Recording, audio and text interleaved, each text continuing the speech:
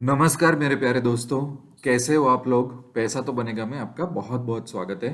सबसे पहले तो आप सबको मेरी तरफ से बहुत ही हैप्पी धनतेरस। मैं चाहता हूं कि जितने भी पैसा तो बनेगा के सब्सक्राइबर है, फॉलोअर्स है, उनके घर में सिर्फ खुशियाँ आए आप लोगों की, सबकी फैमिली की हेल्थ बहुत ही अच्छी रहे और आपको बहुत ही अच्छा धन का लाभ भी हो आने वाले टाइम में। ठीक है, शुरुआत करते हैं आज की वीडियो में। बहुत ही इंटरेस्टिंग वीडियो रहेगा, बहुत पेशेंस के साथ मुझे सुनिएगा और समझिएगा।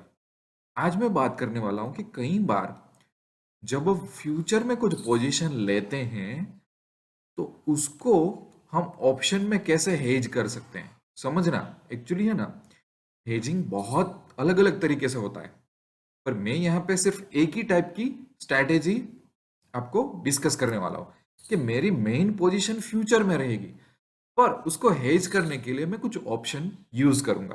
ठीक है, ये पहले मैंने क्लियर कर दिया। ओके, अब ऐसा क्यों, ये जरूरत क्यों है? कई बार जब हम फ्यूचर में पोजीशन लेते हैं, फ्यूचर एक्चुअली बहुत रिस्की होता है।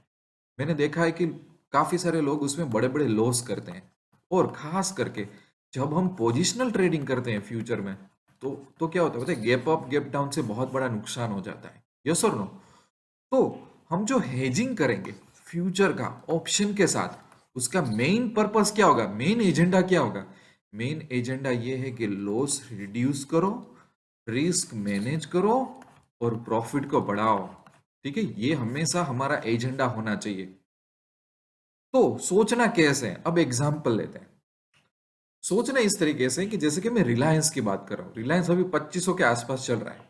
ठीक है, तो सबसे पहले हम इंट्राडे की बात करेंगे, बाद में हम पोजिशनल ट्रेडिंग की बात करेंगे। ठीक है, फ्यूचर में इंट्राडे और पोजिशनल चीज दोनों की बात करेंगे। सबसे पहले बात कर लेते हैं इंट्राडे के लिए।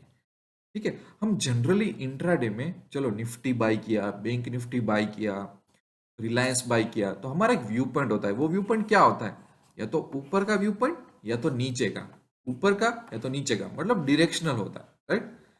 डायरेक्शनल ट्रेडिंग में सबसे बड़ा पॉइंट क्या होता है कि अगर मैं सही नहीं निकला तो मेरा स्टॉप लॉस हिट हो जाएगा, मुझे लॉस होगा। ये काफी सारी चैलेंजेस हम फेस करते हैं।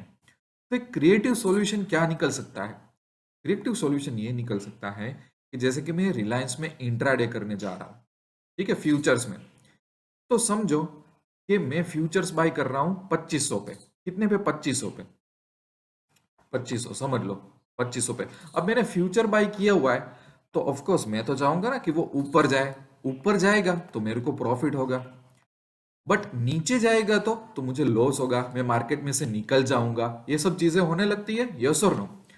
कई बार आपने देखा होगा कि स्टॉक कैसे मूव होता है, पता है? ऐसे। तो कई बार ये छोटे मोटे स्पाइक होते हैं ना, वो हमारे एसएल को काट देते हैं और हम मार्केट में से निकल जाते हैं। हमको कई बार ऐसा चाहिए कि थोड़ा उसको मूव होने का फ्रीडम दो, पर फिर भी हमारा बायस अपसाइड का होना चाहिए। ऐसा होता है, ठीक है। तो एक अच्छा सॉल्यूशन क्या है? ये 2500 पे अगर मैं रिलायंस का एक फ्यूचर का एक लॉट बाई करता हूं इंट्राडे के लिए, तो वही 2500 पे यहाँ पे मैं पुट बाई कर लूंगा ऑप्शन में। पुट बाय करना मतलब क्या होता है कि मार्केट नीचे जाएगा, ऐसा मैं सोच रहा हूँ। समझ रहे हो?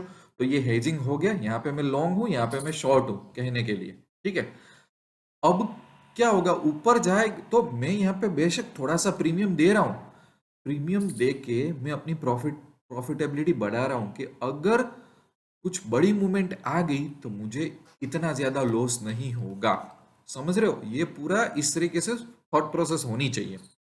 दूसरा एक और चीज होती है कि समझ लो कि यहाँ पे मार्केट गिरा, अचानक ज्यादा गिरा, तो उस टाइम पे वीक्स ऊपर आ जाती है। वीक्स ऊपर आ जाती है तो हमने जो प्रीमियम पे किया ना, उसकी भी प्राइस ऊपर आ जाती है। तो कई बार तो क्या होता है कि ये पुट सिर्फ रिस्क मैनेजमेंट में हेल्प नहीं करता।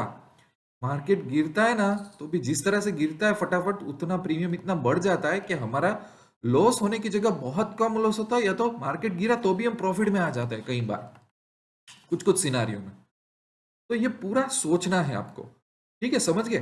तो यहाँ पे एक दूसरी बात कि समझो कि ये रिलायंस का शेयर है और मैं 2500 की प्राइस चल रही है फ्यूचर में, और मैं शॉर्ट कर रहा हूँ। मुझे लग रहा है कि डाउन जाएगा तो मेरा प्रॉफिट शॉर्ट साइड होगा। तो मुझे क्या करना पड़ेगा? यहाँ पे कॉल बाय करना पड़ेगा, कुछ प्रीमियम देके। सॉरी, कॉल बाय करना पड़ेगा। यस और नो? सिंपल ही है। इसमें तो कोई ज्यादा इम्पेक्ट नहीं है।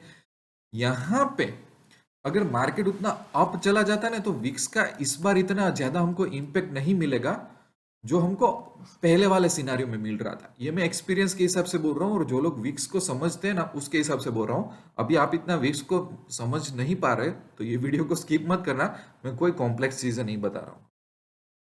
विक्स होता है उसकी डायरेक्ट इम्पेक्ट प्रीमियम्स पे होती है, प्रोवाइडेड कि आप कौन सा ऑप्शन बाय या सेल करके बैठे हुए हो। जब मेरा नजरिया शॉर्ट का होता है तब मुझे कॉल बाय करना पड़ता है।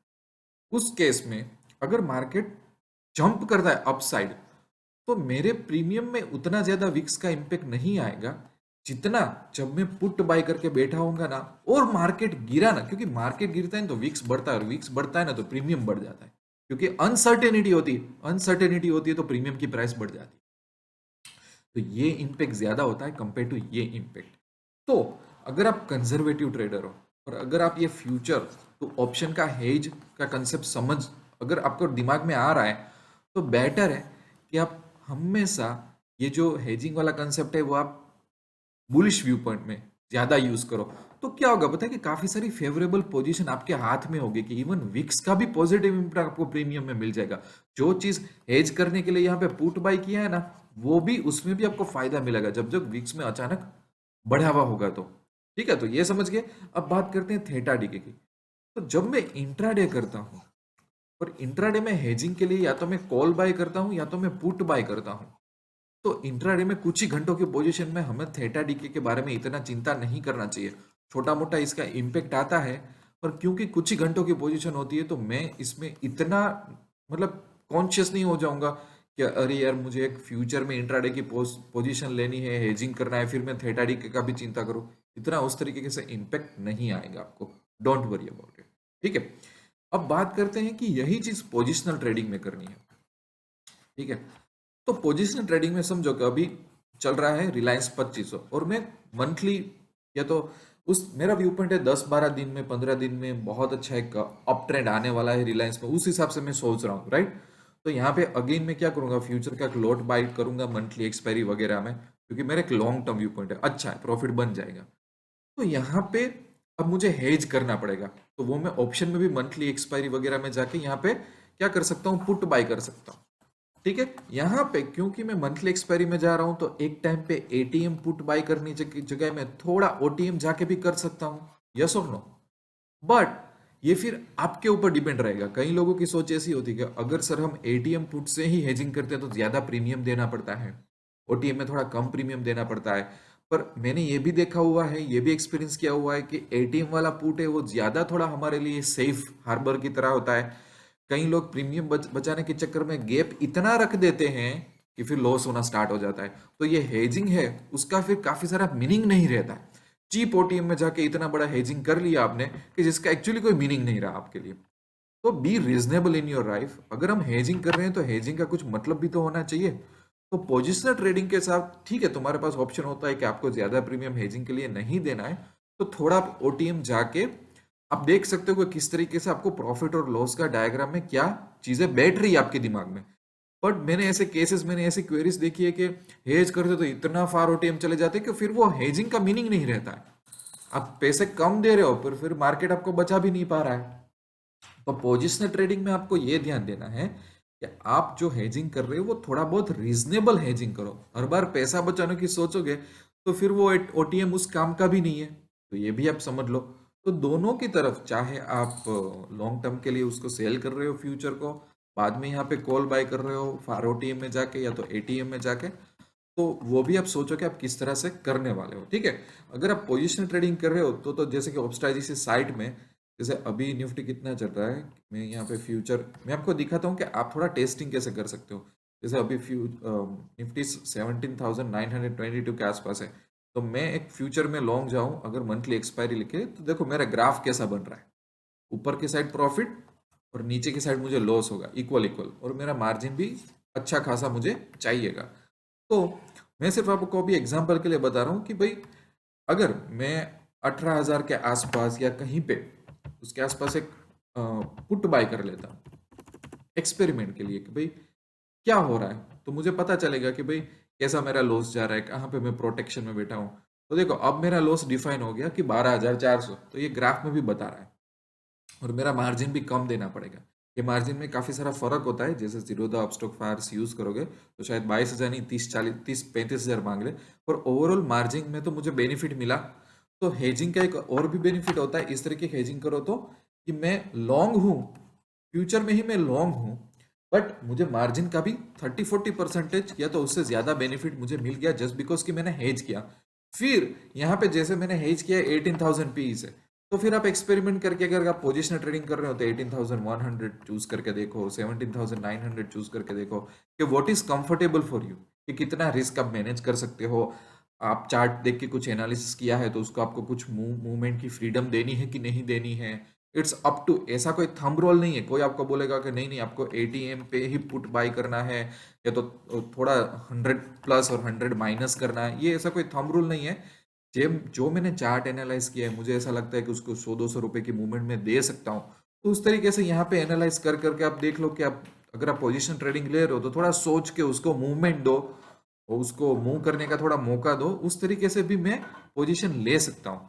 बट जैसे कि आप चार्ट में देख रहे हो कि एक टाइम पे मेरा ऐसा था कि जितना मुझे प्रॉफिट हो रहा है उतना लॉस हो रहा है, वो मैंने काफी हद तक कम कर दिया, ठीक है, और मैंने चीजों को मैनेज करना शुरू कर दिया यहाँ से। तो ये होता है कि फ्यूचर में काफी लोगों के लॉस होते हैं ना, वो बड़े बड़े आते हैं। मेरे पास जो क्वेश्चन होते हैं ना, मुझे इतना लॉस हुआ, मुझे इतना लॉस हुआ, कहीं ना कहीं हम रिस्क मैनेजमेंट में, कहीं ना कहीं हम लॉस मैनेजमेंट में मार खा जाते हैं एकदम, पता नहीं रहता है हमको। तो ये छोटी छोटी टेक्निक्स होती है कि जिसको आप अच्छी तरह से समझो तो आपको बहुत बहुत फायदा होगा। और जैसा कि मैंने बताया, अगर आप ये हेजिंग इंट्राडे में यूज करना चाहते हो तो थेटा डीके के बारे में सोचना इतना बंद कर दो। इंट्राडे में सोचना चाहते हो और आपके कंजर्वेटिव ट्रेडर हो, बिगिनर ट्रेडिंग हो, तो सिर्फ आप बाय साइड के ट्रेड में ही ये फॉलो करो रादर देन सेल साइड के, क्योंकि थोड़ा विक्स का बेनिफिट एडेड एडवांटेज हमको बुलिश साइड मिल जाएगा, जो इतना हमको वो पुट साइड तो कभी, और सॉरी शॉर्ट साइड तो हमको नहीं मिलने वाला है। ये भी मैंने आपको एग्जांपल के थ्रू बता दिया। तो एक बहुत सिंपल सिंपल चीज है, इसको आप ऐसा मत करो कि इसको रट्टा मार के डायरेक्ट मार्केट में चले जाओ बाद में कुछ ना करो, ऐसा नहीं होता, ऐसा नहीं होता। थोड़ा चार्ट को देखो, थोड़ा समझो, थोड़ा दिमाग लगाओ, बाद में ये सब चीजें इंक्लूड करना सीखोगे ना, तो आपको, मेरा एजेंडा क्या होता है कि बंदा लॉस मैनेजमेंट और रिस्क मैनेजमेंट में माहिर होना चाहिए। तो मैं इसलिए ऐसे वीडियोस ज़्यादा डालता हूँ। मैं ऐसा बोल सकता था कि अच्छा मैं आपको एक स्ट्रेटेजी बता रहा हूँ जिसमें से 10,000 के 1 करोड़ हो जाए, बट ये सब फालतू चीज़ें होती हैं। रिस्क मैनेज करो, वो मेजर चीज़ें होती है। तो ये फ्यूचर टू ऑप्शन वाला हेजिंग है। इसमें और भी काफ़ी सारे वेरिएंट होते हैं और उसका स्टेप बाय स्टेप अलग अलग मैं वीडियो डालता जाऊँगा, ठीक है। यहीं पे मैं वीडियो एंड करता हूँ। कोई भी टेक्निकल क्वेश्चन हो तो आप मुझे ईमेल या व्हाट्सअप कर सकते हो, नो नीड टू वरी। शायद दिवाली है तो 1-2 दिन देर लगे मुझे आंसर देने में। दूसरा, अगर आप ऑप्शन के लिए सीरियस हो तो मैंने पैसा तो बनेगा ऑप्शन स्कूल बनाई है, जिसमें मैंने लेवल 1, लेवल 2 और लेवल 3 बनाया हुआ। लेवल 1 बिल्कुल फ्री है, इसमें आपका सब कुछ नॉलेज आपको मिल जाएगा बेसिक। फिर लेवल 2 में क्या किया बताए, इंट्राडे स्ट्रेटेजीज, पोजिशनल स्ट्रेटेजीज, किसी के पास बहुत बड़ी कैपिटल है तो उनके लिए अलग स्ट्रेटेजीज, स्ट्रेटेजी एडजस्टमेंट सब कुछ मैंने रेडी दिया हुआ है, रूल के साथ फॉलो करोगे तो इनकम भी कमा पाओगे, लॉन्ग टर्म में वेल्थ भी बिल्ड कर पाओगे। तो आपको अगर ऐसा थॉट प्रोसेस हो कि सर मुझे टिप्स नहीं चाहिए, मुझे कॉल्स नहीं चाहिए, आप अच्छी तरह से मुझे सिखाओ स्ट्रेटेजीज वगैरह, तो ये सब कोर्स ऑप्ट कर सकते हो और मेरे साथ ईमेल या तो व्हाट्सअप में जुड़ सकते हो लॉन्ग टर्म के लिए, क्योंकि मैं टिप्स वगैरह में बिलीव नहीं करता। इस तरीके से कोई भी बंदा लाइफ में आगे नहीं आता, मेरा एक सीरियस अप्रोच है। तो पैसा तो बनेगा की वेबसाइट भी विजिट कर सकते हो और गूगल स्टोर में मेरा ऐप भी है, वो भी आप डाउनलोड कर सकते हो। यहीं पे वीडियो एंड करता हूँ। धनतेरस के अवसर पे आपको फिर से बहुत बहुत बहुत बहुत बधाई और मेरी बेस्ट विशेष आपके साथ रहेगी। मिलते रहेंगे अच्छे अच्छे वीडियो में, तब तक के लिए wish you lots of love and happiness. Thank you very much.